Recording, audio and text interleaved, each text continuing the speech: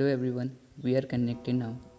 My self Pratik और आज हम बात करने वाले हैं इंडियन कॉन्ट्रैक्ट एक्ट 1872 का बेलमेंट। बेलमेंट क्या है? बेलमेंट के ऊपर आपके कौन कौन से इम्पोर्टेंट क्वेश्चन बनते हैं जो आपके एग्ज़ाम के पॉइंट ऑफ व्यू से बहुत इंपॉर्टेंट हैं। तो आइए हम उन सभी मुद्दों पर बात करेंगे। तो सबसे पहले, अगर आपने अभी तक इस चैनल को सब्सक्राइब नहीं किया है तो लेट्स स्टडी चैनल को आप सब्सक्राइब करें और बेल आइकन पे क्लिक कर सकते हैं। आज हम बात करने वाले हैं bailment. Bailment is an legal relationship between the both parties, यानी कि ये दोनों पार्टीज़ के बीच में रिलेशन को दर्शाता है। In this one person gives his personal property to another person for security.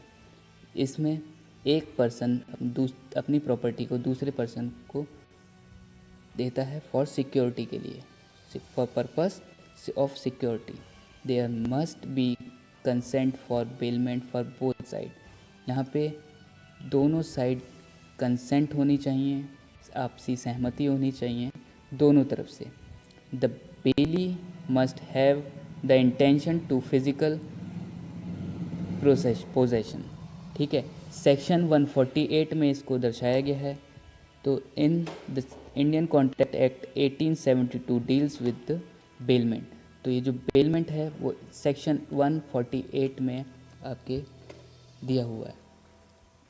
तो सबसे पहले हम बात करते हैं कि बेलमेंट क्या होता है। Bailment is the delivery of good by one person to another for some purpose, यानी कि यहाँ पे गुड्स की डिलीवरी हो रही है किसी पर्पस से।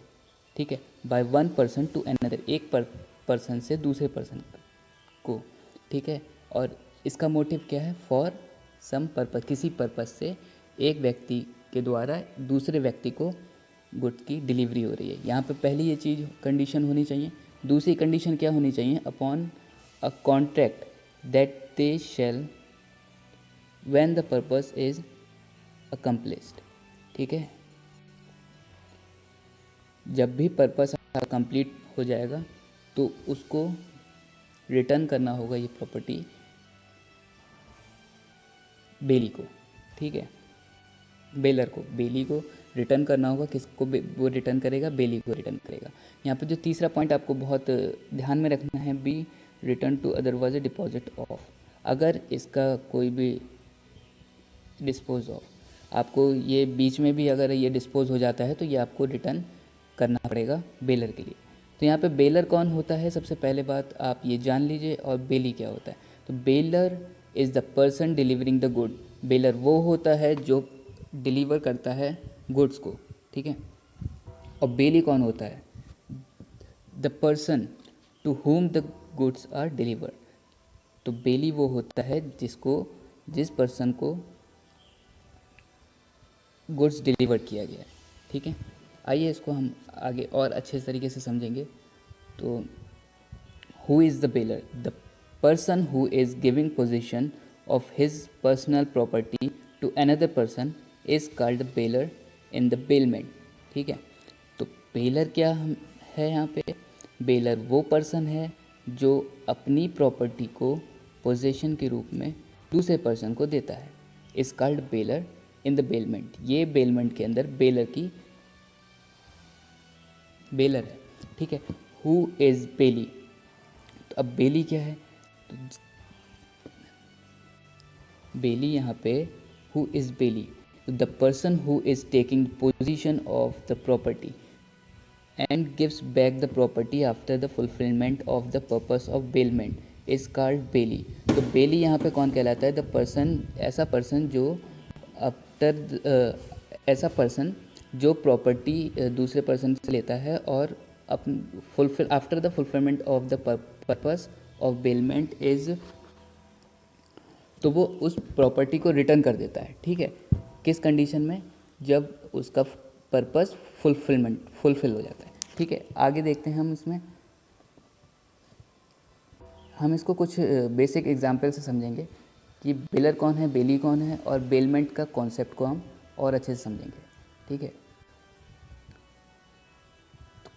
तो इंडियन कॉन्ट्रैक्ट एक्ट 1872 जिसमें हम आज बात कर रहे हैं बेलमेंट की। ठीक है, example number 1, for the benefit of belly.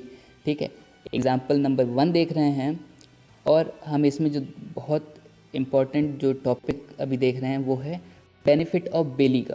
ठीक है, तो इसमें बेली का क्या है, बेलर क्या है, इस एग्जाम्पल से अभी तक आपको अगर क्लियर नहीं हुआ तो इस एग्जाम्पल से आपको क्लियर हो जाने वाला है। ठीक है, यहाँ पे एक शर्मा जी होते हैं और एक वर्मा जी होते हैं, राइट। तो Sharma ji and Verma ji friends हैं। ठीक है, तो ये क्या करेंगे, ये यहाँ पे इनको कार की नीड है यहाँ पे, और ठीक है, शर्मा जी जाते हैं वर्मा जी के पास और कहते हैं कि क्या मुझे कार आपकी मिल सकती है, कुछ पर्पज़ से, किसी पर्पज़ से इनको कार चाहिए, 1 दिन के लिए या 2 दिन के लिए, जो भी है इनका खुद का पर्पज़। ठीक है, तो यहाँ पे ये अपनी कार को वर्मा जी शर्मा जी को दे देते हैं, और यहाँ पे जब वर्मा जी शर्मा जी को अपनी कार दे रहे हैं तो यहाँ पे ट्रांसफ़र ऑफ पोजीशन क्या हो रहा है, यहाँ पे हो रहा है ट्रांसफ़र ऑफ पोजीशन, राइट। यहाँ पे हो रहा है ट्रांसफ़र ऑफ पोजीशन किस चीज़ का, प्रॉपर्टी का, पर्सनल प्रॉपर्टी का। किसके पर्सनल प्रॉपर्टी का, वर्मा जी के पर्सनल प्रॉपर्टी का, जो कि यहाँ पे कार है, राइट। और ये शर्मा जी क्योंकि इसको होल्ड कर रहे हैं, ठीक है, तो यहाँ पे इनका पर्पस क्या है, इनका पर्पस है यूज़ ऑफ कार को यूज़ करना।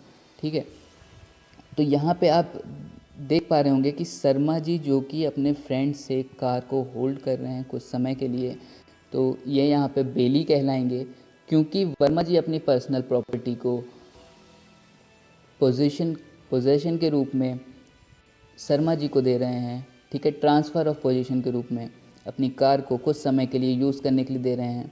ठीक है, तो ये यहाँ पे बेलर कहलाएंगे। ठीक है, क्योंकि ये ओनर ऑफ कार है। ठीक है, अब आप ये वाला जो ये देख रहे हैं 4th पॉइंट है, इसमें जो बहुत इम्पोर्टेंट ये है कि शर्मा जी को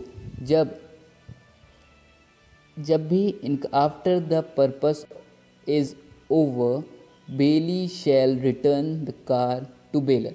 ठीक है, जब भी पर्पस क्लियर हो जाएगा, जब भी पर्पस ख़त्म हो जाएगा, उसके बाद ये रिटर्न करना है बेली को। ठीक है, जो भी बेली होगा उसको बेलर को। ठीक है, तो यहाँ पे हमने देखा कि शर्मा जी ने वर्मा जी से कार लिया किसी पर्पज़ से, यूज़ ऑफ कार को यूज़ करने के पर्पज़ से, और यहाँ पे वर्मा जी ने अपना स्वयं का कार, अपनी स्वयं की प्रॉपर्टी देते हैं किस पर्पज़ से, कार के अपने फ्रेंड, ताकि उनका फ्रेंड कार को यूज़ कर पाए।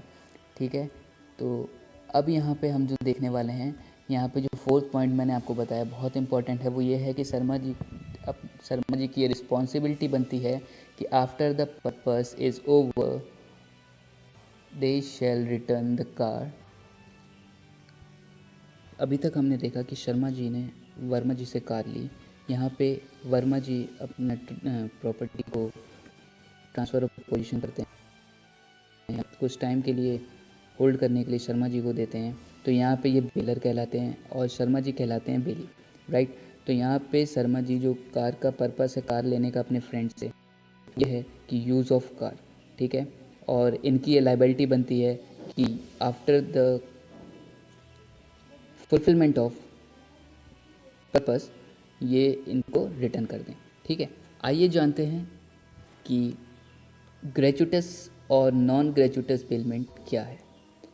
तो ये हम 2 एग्जाम्पल से क्लियर करेंगे, 2 पॉइंट से क्लियर करेंगे, एक ए और बी।